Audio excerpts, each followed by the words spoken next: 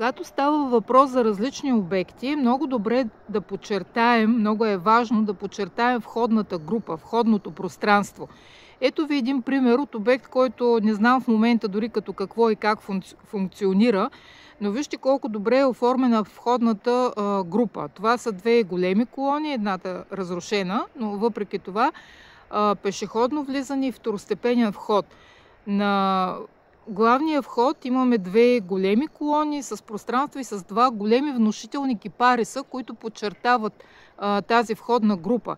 По този начин този вход не може никога да бъде сбъркан. Къде е главният вход, къде е второстепеният. Това много улеснява ориентирането в пространството. Къде са входовете, какъв е подхода и какво е значението на този вход. Това е много важно при оформяне на всички обекти.